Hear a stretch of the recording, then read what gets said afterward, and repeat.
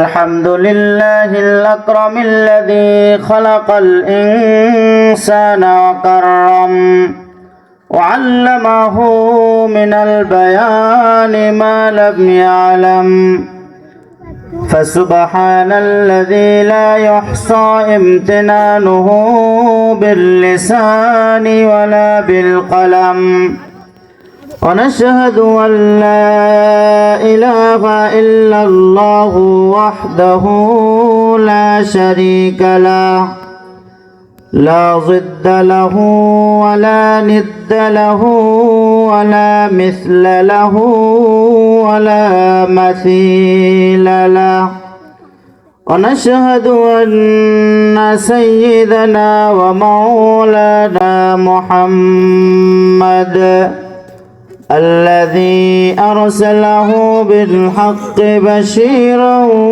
ونذيرا وداعيا إلى الله بإذنه سراجا وقمرا منيرا أما بعد فقد قال الله تبارك وتعالى في كلامه المجيد وفرقانه الحميد أعوذ بالله من الشيطان الرجيم بسم الله الرحمن الرحيم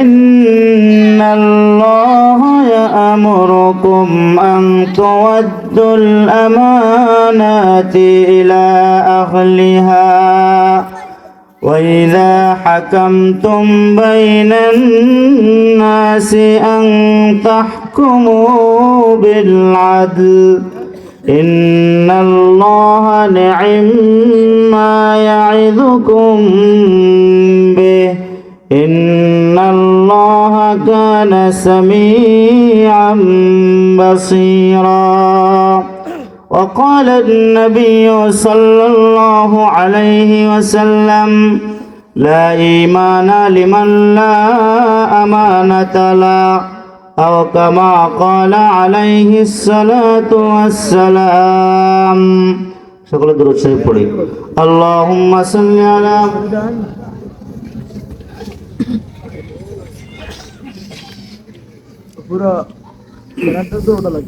فالدجى بجماله حسنت جميع خصاله صلوا عليه وآله या रब दे हमें इश्क़ मोहम्मद और मोहम्मदियों में गिन हो मोहम्मद ही मोहम्मद वर्द हमारा रात दिन बलगल उला बिकमालिही कशफ الدجى بجماله حسنت جميع خصاله صلوا عليه وآله النساء 58 নং আয়াত সূরাতুন নিসার 58 নং আয়াতের আলোকে আমি কোরআন এবং হাদিসের আলোকে কিছু তাকরীর করে আপনাদের সামনে ইনশাআল্লাহ অতি দ্রুত আমি বিদায় নেব। আল্লাহ তাআলা এই আয়াতে বলেন ইন্নাল্লাহা ইয়া'মুরুকুম আন তু'আদ্দুল আমানাতি ইলা আহলিহা ওয়া ইযা হাকামতুম বাইনান নাসি আন তাহকুমু বিল আদল ইন্নাল্লাহা নি'ম্মা ইয়া'ইযুকুম বিহি ইন্নাল্লাহা কানা সামিআন বাসীরা। রব্বুল আলামিন সূরাতুন নিসার 58 নং আয়াতে বলেন নিশ্চয় আল্লাহ আদেশ করেছেন আমানত যে ব্যক্তির কাছে আছে সে যেন তার হকদারের কাছে আমানতকে পৌঁছে দেয়। ওয়াইদা হাকামতুম বাইনান নাস, এবং যখন তোমরা পরস্পরে কোনো মীমাংসা করবে, সালিশ বিচার করবে, আন তাহকুমু বিল আদল, তখন তোমরা ন্যায়ের সাথে ইনসাফের সাথে তোমরা পরস্পর সালিস বিচার এবং বিচার আচার করবে। ইন্নাল্লাহা নি'ম্মা ইয়া'iদুকুম বি, নিশ্চয় আল্লাহ কত সুন্দর ওয়াজ তোমাদেরকে করেছেন, কত সুন্দর নসিহত তোমাদেরকে করেছেন।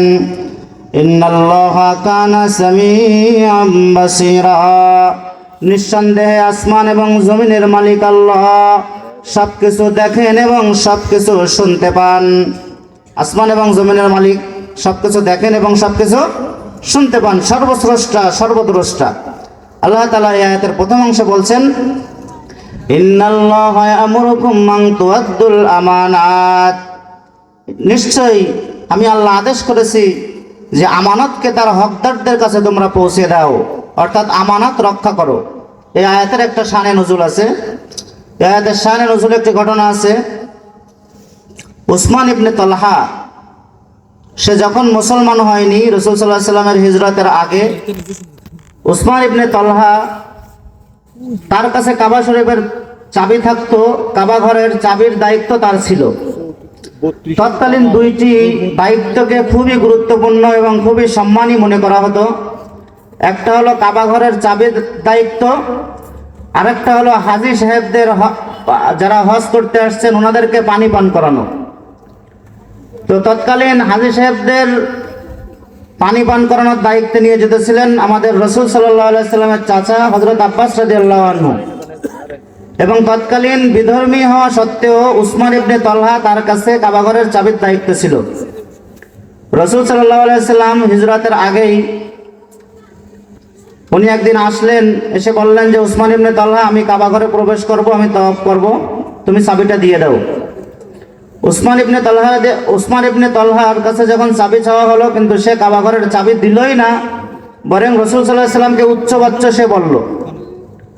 তো রাসূল সাল্লাল্লাহু আলাইহি সাল্লামের সাথে হযরত আলী রাদিয়াল্লাহু আনহু ছিলেন। আলী রাদিয়াল্লাহু তাআলা আনহু এই বিষয়টা পছন্দ করলেন না। আলী রাদিয়াল্লাহু তাআলা আনহু জোর করে উসমান ইবনে তালহার কাছ থেকে কাবাঘরের চাবি নিয়ে রাসূল সাল্লাল্লাহু আলাইহি সাল্লামকে কাবাঘরের ভিতরে ঢুকালেন, এবং রাসূল সাল্লাল্লাহু আলাইহি সাল্লাম মুস্কি এসে বললেন, উসমান, একদিন আমি নবীর হাতেই এই কাবাঘরের চাবি আল্লাহ তাআলা দিয়ে দেবেন। সুবহানাল্লাহ, সুবহানাল্লাহ। হিজরতের পরে বিশ্বনবী হযরত মুহাম্মদুর রাসূলুল্লাহ সাল্লাল্লাহু আলাইহি ওয়াসাল্লাম যখন মক্কায় তাওয়াফ করতে আসলেন কাবাঘর, হিজরতের পরে নবী আসার পর উসমান ইবনে তালহার কাছে চাবি ছিল। তখন মক্কা বিজয় হয়ে গেল। মক্কা বিজয়ের পরে রাসূল সাল্লাল্লাহু আলাইহি ওয়াসাল্লাম চাবিটি হাতে নিলেন। রাসূল সাল্লাল্লাহু আলাইহি ওয়াসাল্লাম নিজে কাবাঘরের দরজা খুললেন। কাবাঘরের ভিতরে ঢুকে রাসূল সাল্লাল্লাহু আলাইহি ওয়াসাল্লাম নামাজ পড়লেন, নামাজ আদায় করলেন। আর উসমান ইবনে তালহার মনটা খারাপ হয়ে গেল। ততক্ষণে উসমান ইবনে তালহা মুসলমান হয়ে গেছিল। আল্লাহ তাআলা আদেশ করলেন, নবী, আপনি মক্কা বিজয় আপনার হয়ে গেছে, অবশ্য অসুবিধা নাই, কিন্তু কাবাঘরের যে দায়িত্ব উসমান ইবনে তালহার কাছে ছিল, এই দায়িত্বটা আপনি তার কাছে ফেরত দিয়ে দেন। আল্লাহ তাআলা এই কথাটা এই আয়াতে বোঝাতে চেয়েছেন, ইন্নাল্লাহা ইয়া'মুরুকুম আন তুআদ্দুল আমানাত, নিশ্চয় আল্লাহ আদেশ করেছেন কাবাঘরের যে চাবির দায়িত্ব ছিল হযরত উসমান ইবনে তালহার কাছে, এই চাবির দায়িত্ব যেন তাকে আবার হ্যান্ড ওভার করে দেওয়া হয়। আল্লাহর হাবিব সাল্লাল্লাহু আলাইহি ওয়াসাল্লাম কাবাঘরের চাবি উসমান ইবনে তালহাকে দিয়ে দিলেন এবং বললেন যে, হায় উসমান, শুধু আজকে না, কিয়ামত পর্যন্ত এই কাবাঘরের চাবি সংরক্ষণের দায়িত্ব থাকবে তোমার ফ্যামিলি, তোমার বংশধরের উপরে। সুবহানাল্লাহ। তো এই আয়াতটা মূলত নাজিল হয়েছে এই আমানত রক্ষা করা, যে ওসমান ইবনে আফফানের কাছে যে কাবাঘরের চাবি ছিল, এই চাবির আমানত তাকে ফেরত দেওয়ার ব্যাপারে আল্লাহ তাআলা আল্লাহ রাসূল সাল্লাল্লাহু আলাইহি ওয়াসাল্লামকে আদেশ করেছেন এই আয়াতে। তো এই আয়াত দ্বারা ব্যাপকভাবে আমানত এখানে আল্লাহ তাআলা বহু বচন আনছেন, অর্থাৎ যত ধরনের আমানত হতে পারে সমস্ত প্রকার আমানত রক্ষা করার জন্য আল্লাহর হাবিব সাল্লাল্লাহু আলাইহি ওয়াসাল্লামকে আল্লাহ তাআলা আদেশ করেছেন। পক্ষান্তরে তার মাধ্যমে আমাদেরকে আল্লাহ তাআলা আদেশ করেছেন যে সব ধরনের আমানত তোমাদেরকে রক্ষা করতে হবে। আমানত খিয়ানত করা এটা মুনাফিকের বড় একটা লক্ষণ। আল্লাহর হাবিব বলেন, আলামাতুল মুনাফিকি আয়াতুল মুনাফিকি সালাসা, ইযা হাদাসা কাযাবা, ওয়া ইযা ওয়া'আদা আখলাফা, ওয়া ইযা আতমিনা খানা, ওয়া ফি রাওয়ায়াতিন ওয়া ইযা খাসামা ফাজারা। আল্লাহর হাবিব বলেন, মুনাফিকের আলামত তিনটি। মুনাফিক যখন কথা বলে তখন মিথ্যা বলে, মুনাফিক যখন ওয়াদা করে তখন সে ওয়াদা রাখে না, ওয়াদা ভঙ্গ করে। মুনাফিকের তৃতীয় আলামত হলো ইযা তুমিনা খানা। মুনাফিকের কাছে যখন কোনো কিছু আমানত রাখা হয় সে খেয়ানত করে বসে। অন্য বর্ণনায় আছে ইযা খাসামা ফাজারা। মুনাফিক যখন পরস্পরে কারো সাথে বাক বিতণ্ডায় লিপ্ত হয় তখন সে গালিগালাজ, মুখ খারাপ করা শুরু করে। এগুলো হচ্ছে মুনাফিকের আলামত। তাহলে আমানতের খেয়ানত করা এটা কার আলামত? মুনাফিকের আলামত। ওয়াইদা তুমিনা খানা, আমানতের খেয়ানত করা এই আলামত হলো মুনাফিকের আলামত। মুনাফিক যে আলামত আমানতের খেয়ানত করে, কিন্তু মুমিন কখনো আমানতের খেয়ানত করে না। মুমিন আমানতের হেফাজত করে। কোন মুমিন আমানতের খেয়ানত করতে পারে না, আর যে আমানতের খেয়ানত করে সে কখনো মুমিন হতে পারে না। আল্লাহর হাবিব সাল্লাল্লাহু আলাইহি ওয়াসাল্লাম বলেন, লা ঈমানা লিমান লা আমানাতা লা। যে ব্যক্তির কাছে কোনো আমানতদারিতা নাই ওই ব্যক্তির কোনো ঈমানই নাই। লা ঈমানা লিমান লা আমানাতা লা, আমানতদারি নাই তো ঈমানও নাই। আল্লাহর হাবিব সাল্লাল্লাহু আলাইহি ওয়াসাল্লাম আমানতের অনেক প্রকার উল্লেখ করেছেন। তার ভিতরে প্রথম প্রকার হচ্ছে, আমরা সচরাচর মনে করি শুধু লেনদেনের ভিতরে আমানতদারি রক্ষা করতে হয়। কেউ আমার কাছে 500 থেকে 1000 টাকা দিল, ওই টাকাটা যদি আমি ঠিক টাইমে তাকে দিতে পারি, ওই লোক সবার কাছে বলে যে হুজুর খুব আমানতদার, হুজুর আমার আমানত রক্ষা করছে। শুধু লেনদেনের ভিতরে আমানত রক্ষা করাকে আমরা বহুত বড় আমানতদার মনে করি, কিন্তু লেনদেনের ভিতরে আমানত তো রক্ষা করাই লাগবে। পক্ষান্তরে লেনদেন বাদে আরো অনেক জিনিসের ভিতরে আমানতদারিতা আছে। তার ভিতরে এক ধরনের আমানত হচ্ছে কথার আমানত। কোনো ব্যক্তি যদি বিশ্বাস করে আমাকে কোনো কথা বলে, ওই ব্যক্তি হয়তো কথা বলার কোনো লোক নাই, ওই ব্যক্তি হয়তো তার দুঃখ, মনের দুঃখ প্রকাশ করার কোনো জায়গা নাই। আমাকে নির্জনে নীরবে ডেকে বলল, ভাই আমার এই সমস্যা, এই সমস্যার কারণে কি সমাধান হতে পারে, আপনি আমাকে একটা বুদ্ধি দেন। সে যখন তার গোপন কথাটা আমাকে বলল, আমি ওই কথার আমানত রাখতে পারলাম না। আমি আমার ঘনিষ্ঠ একজন ব্যক্তিকে ডাকলাম। ওই ব্যক্তি আমার কাছ থেকে উঠে যাওয়ার পর ওই ঘনিষ্ঠ ব্যক্তিকে ডেকে বললাম, জানো অমুক লোক আমার সাথে ভালো সম্পর্ক, ওই লোক তো এই মুসিবতে আছে, এই বিপদে আছে, একটু আগেই আমার কাছে বলে গেল। আমি যে ব্যক্তির কাছে সংবাদ দিলাম, এই ব্যক্তি আরো 10 জনকে বলল। ওই ব্যক্তি থেকে আরো ছড়াইতে ছড়াইতে সকালে যেই কথা কারোর কাছে বলা মানা ছিল, বিকাল হতে হতে ওই কথা 100 জনের কানে পৌঁছে গেল। এখন এই আমানত খেয়ানত হলো। এখন খেয়ানত শুধু একটা রইল না, বরং 100 খেয়ানত হয়েছে। আর প্রথমে যে ব্যক্তি কথা ফাঁস করেছে ওই ব্যক্তির আমলনামায় 100 খেয়ানতের গুনাহ আল্লাহ পাক লিখে দেবেন। বলেন নাউজুবিল্লাহ। আল্লাহর হাবিব সাল্লাল্লাহু আলাইহি ওয়াসাল্লাম হাদিসে বলেন, ইযা হাদ্দাসার রাজুলু সুম্মা ইলতাফাতা ফাহিয়া আমানা। ইযা হাদ্দাসার রাজুলু সুম্মা ইলতাফাতা ফাহিয়া আমানা। যখন কোনো ব্যক্তি কথা বলে আর এদিক সেদিক তাকায় তখন ওই কথাটাই হলো আমানত। এদিক সেদিক তাকায় কেন? ওই ব্যক্তি চিন্তা করে আমার আশেপাশ থেকে কোনো ব্যক্তি আমাকে দেখে ফেলে কিনা, আমার কথাটা কি কেউ শুনে ফেলে কিনা। এজন্য আল্লাহর হাবিব বলেন, ইযা হাদ্দাসার রাজুলু সুম্মা ইলতাফাতা ফাহিয়া আমানা। যখন কোনো ব্যক্তি কথা বলে আর এদিক সেদিক তাকায়, ওই কিছু বলা লাগবে না, এদিক সেদিক তাকানোই বোঝা যাবে এই কথাটাই হলো আমানত, এই কথাটা খেয়ানত করা যাবে না। তাহলে লেনদেনের ক্ষেত্রে আমানত, কথার আমানত। আরেকটা আছে দায়িত্বর আমানত। দায়িত্বটা বড় আমানত। যেমন এই আয়াতের ভিতরে আল্লাহ তাআলা দায়িত্বকে আমানত হিসেবে উল্লেখ করেছেন, যে কাবা ঘরের চাবির দায়িত্ব যার কাছে ছিল ওই দায়িত্বটা, ওই আমানতটা আল্লাহ তাআলা ফেরত দিতে বলেছেন। এই আয়াতের ভিতরে আল্লাহ তাআলা দায়িত্বটাকেও আমানত বলেছেন। দায়িত্বটা বড় আমানত, দায়িত্ব আমানত। কিন্তু এই আমানত নেওয়ার জন্য আমরা পাগল হয়ে গেছি। মেম্বারের দায়িত্ব, চেয়ারম্যানের দায়িত্ব, এমপির দায়িত্ব বড় কঠিন দায়িত্ব, কিন্তু এই দায়িত্ব নেওয়ার জন্য আমরা হাজার হাজার টাকা খরচ করি। এমনকি চেয়ারম্যান, ইউনিয়ন চেয়ারম্যান হওয়ার জন্য 3 কোটি টাকা খরচ করে। নির্দিষ্ট একটা দলের মার্কা কেনার জন্য 3 কোটি টাকা খরচ করে এমন লোক আছে বাংলাদেশে। দায়িত্ব একটা আমানত। আল্লাহর হাবিব সাল্লাল্লাহু আলাইহি ওয়াসাল্লাম বলেন, যদি কোনো ব্যক্তি আমানত সুদ পরিমাণ খেয়ানত করে, কোন আমানতের ভিতরে যদি সুদ পরিমাণ সে খেয়ানত করে, কাল কিয়ামতের ময়দানে সে আল্লাহর কাছে খিয়ানতকারী হিসেবে জবাবদিহি করা লাগবে। এই জন্য দায়িত্বটা বড় আমানত। যার দায়িত্বর পরিধি যত বড়, তার আমানতের পরিধি তত বড়।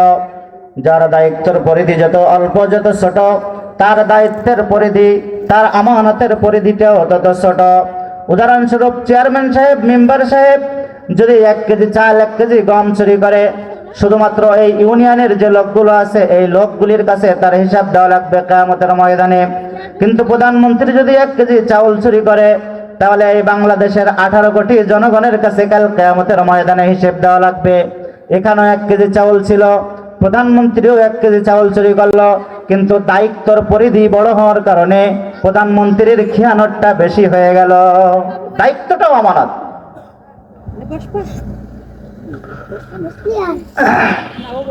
দায়িত্ব যদি কোনো ব্যক্তি অবহেলা করে, সে আমানতের খেয়ানত করল।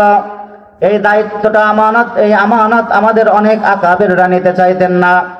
আমাদের আকাবের, আমরা যে মাযহাবের অনুসারী, ইমাম আবু হানিফা রাহমাতুল্লাহি আলাইহি, উনি একদিন খলিফা মানসুরের সামনে দাঁড়ানো। খলিফা মানসুর বলছে, ইমাম আবু হানিফা, ইমামে আজম, বড় ইমাম, আপনি এক কাজ করেন, আপনি কাজীর দায়িত্ব নিয়ে নেন, বিচারকের দায়িত্ব নেন। ইমাম আবু হানিফা সরাসরি বলে দিলেন, না না, বিচারকের দায়িত্ব আমি নিতে পারবো না। কাজী সাহেবের ইগুতে লেগেছে যে আমি একজন কাজী মানুষ, আমি একজন বাদশা মানুষ। খলিফা মানসুরের ইগুতে লাগছে, মান সম্মানে লাগছে। খলিফা মানসুর চিন্তা করলো, আমার সামনে কেন না বলল। খলিফা মানসুরের হাতে একটি বেত ছিল, একটি দুররা ছিল, সেই দুররা দিয়ে বেত্রাঘাত করলো ইমাম আবু হানিফাকে। ইমাম আবু হানিফা বাসায় চলে গেলেন। খলিফা মানসুরের চাচা খলিফা মানসুরকে বললেন, খলিফা মানসুর, তুমি কিন্তু ভালো করো নাই, সবচেয়ে বড় ইমাম, সম্মানিত ইমামকে তুমি বেত্রাঘাত করেছো দায়িত্ব না নেওয়ার কারণে। ইমাম আজম আবু হানিফার কাছে তুমি মাপ চাও। খলিফা মানসুরের চাচার এই অনুরোধে খলিফা মানসুর এবার ইমাম আবু হানিফার কাছে মাপ চাবে, কিন্তু সে তার মন থেকে মাপ চাইতে সাহস পাচ্ছে না। মন থেকে মাপ চাইতে কেমন যেন ইতস্তত করতেছে, যদিও ভুল করে ফেলেছি, কিন্তু আমি একজন প্রেসিডেন্ট হয়ে কিভাবে ইমাম আবু হানিফার কাছে যাব মাপ চাইতে। ইমাম আবু হানিফা কিছু উপঢৌকন দিয়ে, ইমাম আবু হানিফা কিছু হাদিয়া তোহফা দিয়ে, তার এক ইমাম খলিফা মানসুর কিছু হাদিয়া তোহফা দিয়ে তার একজন বিশ্বস্ত লোককে ইমাম আবু হানিফার কাছে পাঠালেন, যে যাও, তুমি যে ইমাম আবু হানিফার কাছে আমার সম্পর্কে মাপ চাও এবং এই হাদিয়া তোহফাগুলি তাকে দিয়ে দাও। আর হ্যাঁ, এই কথাও বলবা, যদি এই হাদিয়া তোহফা ইমাম আবু হানিফা গ্রহণ না করে, তাহলে আমি মনে করব সে আমাকে মাফ করে নাই। খলিফা মানসুরের পক্ষ থেকে ওই ব্যক্তি গেলেন। ওই ব্যক্তি যাওয়ার পরে ইমাম আবু হানিফাকে বলছেন, খলিফা মানসুর আপনার সাথে যে দুর্ব্যবহার করেছে, এই দুর্ব্যবহার সম্পর্কে আপনার কাছে ক্ষমা চেয়েছেন, আপনি তাকে ক্ষমা করে দেন। ইমাম আবু হানিফা ক্ষমা করলেন। ক্ষমা করার পর বলছে, এই যে এক থলে স্বর্ণ মুদ্রা আপনার জন্য হাদিয়া পাঠিয়েছে, এই হাদিয়াটা আপনি গ্রহণ করেন বাদশার পক্ষ থেকে। ইমাম আবু হানিফা বলছে, না না না, আমি বাচ্চার কোনো হাদিয়া উপঢৌকন গ্রহণ করব না। আজ যদি বাচ্চার হাদিয়া উপঢৌকন গ্রহণ করি, কাল বাচ্চার কথা শুনতে আমার বাধ্য হওয়া লাগবে। খলিফা মানসুরের পক্ষ থেকে যেই ব্যক্তি গেছে, ওই ব্যক্তিকে ইমাম আবু হানিফা বললেন, এই যে হাদিয়া তোহফা বাদশা দিয়েছে, কি নিজের তহবিল থেকে দিয়েছে নাকি রাষ্ট্রীয় কোষাগার থেকে দিয়েছে? যদি রাষ্ট্রীয় কোষাগার থেকে দিয়ে থাকে, বাদশার কোনো অধিকার নাই এই হক নষ্ট করার, জনগণের হক নষ্ট করার কোনো অধিকার তার নাই। কোন রকম পিড়াপিড়ি করে ইমাম আবু হানিফাকে হাদিয়া দেওয়া গেল না। ইমাম আবু হানিফার কাছ থেকে খলিফা মানসুরের ওই প্রতিনিধি যখন চলে গেলেন, খলিফা মানসুরের কাছে আরো বাড়িয়ে অনেক কিছু বললেন, যে ইমাম আবু হানিফা তো আপনার হাদিয়া গ্রহণ করেন না এবং আপনার সম্পর্কে অনেক উল্টো পাল্টা কথা বলছে। খলিফা মানসুর রাগান্বিত হয়ে গেল। রাগান্বিত হয়ে ইমাম আবু হানিফা রাহমাতুল্লাহি আলাইহিকে জেলখানায় কয়েদ করলেন, বন্দী করলেন। ইমাম আবু হানিফাকে প্রতিদিন বেত্রাঘাত করা হতো আর বলা হতো, হয় তুমি প্রধান বিচারকের দায়িত্ব নিবা, নয় তোমাকে এভাবে আঘাত করা হবে প্রতিদিন। ইমাম আবু হানিফা আঘাত সহ্য করেছেন, কিন্তু প্রধান বিচারকের দায়িত্ব নিতে কখনো উনি রাজি হন নাই। শেষ বয়সে মৃত্যুপ্রায় অবস্থায় ওনাকে যখন গৃহবন্দী করে বাসায় রাখা হলো, ওনার ছাত্ররা জিজ্ঞেস করলো, ইমাম আবু হানিফা, এই যুগে তো সবচেয়ে বড় আলেম আপনি, এই যুগের শ্রেষ্ঠ আলেম আপনি, বিচক্ষণ ব্যক্তি আপনি, তারপরেও কোনো প্রধান বিচারকের দায়িত্ব আপনি নিলেন না। ছাত্রদেরকে বলেন, শোনো আমার ছাত্ররা, এই আমানত, দায়িত্ব হলো একটা আমানত। আর এই আমানতের সুদ পরিমাণ যদি আমি খেয়ানত করি, কাল কিয়ামতের ময়দানে আল্লাহর কাছে আমি ইমাম আবু হানিফা খেয়ানতকারী হিসেবে দাঁড়ানো লাগবে। তাহলে দায়িত্বটাও আমানত। আমি কি বুঝাইতে পারছি দায়িত্বটা আমানত? আল্লাহ তাআলা এই আয়াতের দ্বিতীয় অংশে বলেন, ওয়াইযা হাকামতুম বাইনান নাসি আন তাহকুমু বিল আদল, যখন তোমরা পরস্পরে কোন সালিশ বিচার মীমাংসা করবে, বিচার আচার করবে, তখন তোমরা ন্যায় এবং ইনসাফ করবে। পরস্পরে যখন সালিশ বিচার মীমাংসা করবে, কিভাবে ইনসাফ বিচার করবে, কিভাবে ইনসাফ কায়েম করবে সম্পর্কে দুইটি ঘটনা বলে আমি আমার আলোচনা শেষ করব। অর্ধজাহানের খলিফা হযরত ওমর ফারুক রাদিয়াল্লাহু আনহু, ওমর রাদিয়াল্লাহু তাআলা আনহু বাজারে যে একটা ঘোড়া কিনেছেন।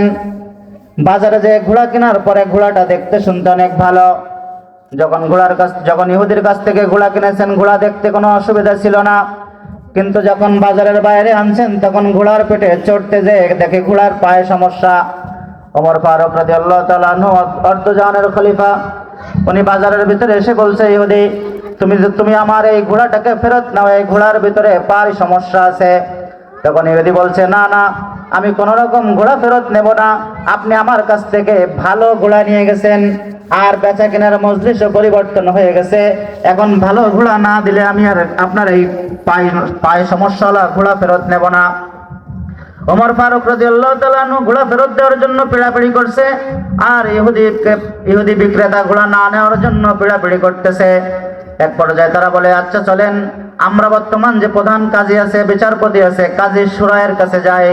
কাজী শুরায়ের কাছে যাওয়া হলো। ওমর ফারুক রাদিয়াল্লাহু আনহু বললেন যে, আমি তার কাছ থেকে ঘোড়া কিনছিলাম, কিন্তু এই ঘোড়ার পায়ে সমস্যা হয়েছে, ঘোড়া সে ফেরত নিচ্ছে না। তখন কাজী শুরায় বললেন, খলিফা, ঘোড়া ফেরত নেওয়া তো আগে পরের কথা, কিন্তু আপনি বলেন, আপনি যে অবস্থায় ঘোড়া নিছিলেন সেই অবস্থায় কি তাকে ঘোড়া দিচ্ছেন কিনা? তা বলছে না, এখন পায়ে সমস্যা হয়েছে।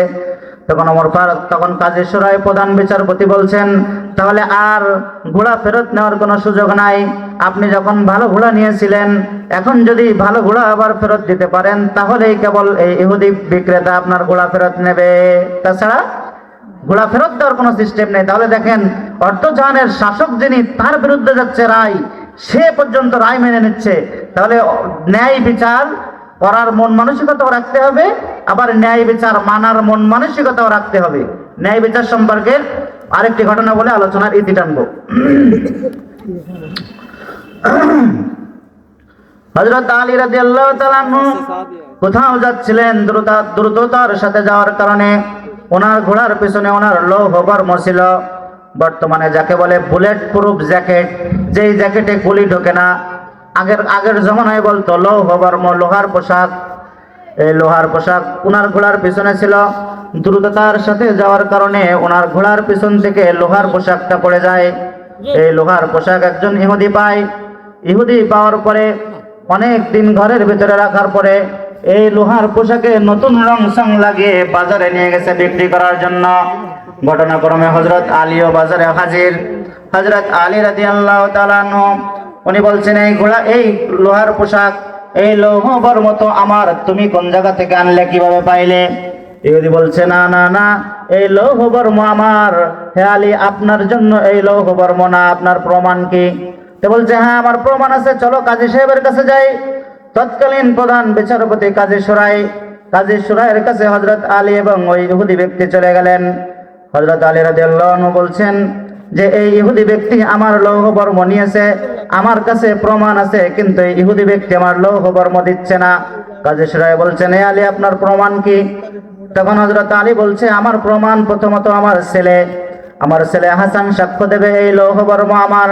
কাজী শুরায় বলতেছে, না না না, পিতার পক্ষে ছেলের সাক্ষী গ্রহণযোগ্য হয় না।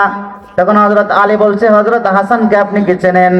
হযরত হাসান হলো জান্নাতের যুবকদের সর্দার। হযরত হাসান হলো রাসূলের নাতি, মা ফাতেমার সন্তান। এই হাসান কি কখনো মিথ্যা বলবে নাকি? তা বলছে, হাসানকে আমার চেনার দরকার নেই। শরীয়তের নিয়ম হলো, উসুল হলো, পিতার পক্ষে সন্তানের সাক্ষী গ্রহণযোগ্য হয় না। অতএব আপনার ছেলের সাক্ষী আপনার ব্যাপারে গ্রহণযোগ্য হবে না। আর কোনো সাক্ষী আছে নাকি? হযরত আলী বলেন, হ্যাঁ আছে। তা আপনার সাক্ষী আর কে আছে? নিয়ে আসেন। আমার গোলাম আমার সাক্ষী আছে। এবার কাজী সাহেব বলতেছেন, আপনার গোলামের পক্ষে মুনিবের সাক্ষ্য গ্রহণযোগ্য হয় না, শরীয়তের মাসালা এটা। তখন বলছে আর কোনো সাক্ষী আমার কাছে নাই। হযরত আলী পর্যাপ্ত সাক্ষী উপস্থিত না করতে পারার কারণে, জামানা চলতেছে, ইসলামের যুগ চলতেছে, যদি কায়দা রাখে দিত তাহলে তো আমি কিছু বলতে পারতাম না। আর এই লৌহবর্ম আসলেই তো হযরত আলীর, আমার তো এর ভিতরে কোনো অধিকার নাই। তো কাজী সাহেবের এই ন্যায় বিচার থেকে ইহুদি ব্যক্তি তখন বলতে লাগলো, যে ইসলামের ভিতরে ন্যায় বিচার আছে, যে ইসলামের ভিতরে পক্ষপাতিত্ব নাই, যে ইসলামের ভিতরে সাক্ষী না থাকার কারণে এই লৌহবর্ম তার হওয়ার পরেও আমাকে কাজী সাহেব দিয়ে দিলেন, এই ইসলাম কখনো মিথ্যা হতে পারে না।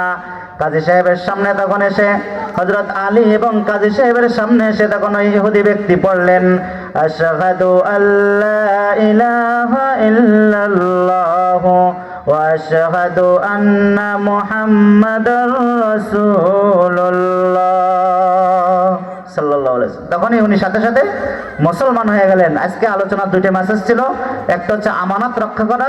আমানত শুধু লেনদেনে না, কথার ভিতরে আমানত হয়, দায়িত্বটাও আমানত। দ্বিতীয় মেসেজ ছিল, যখন পরস্পর কোনো সালিশ বিচার মীমাংসা করব, আমরা যেন ইনসাফের সাথে করি, আর ইনসাফের সাথে করার জন্য নিজে ইনসাফ করব এবং ইনসাফ মানব। এই দুটোর মন মানসিকতা আমাকে থাকতে হবে। আল্লাহ তাআলা এই আলোচনার উপরে বক্তা শ্রোতা সবাইকে আমল করার তৌফিক দান করুন। আমিন। আখির দাওয়ানা আলহামদুলিল্লাহি রাব্বিল আলামিন।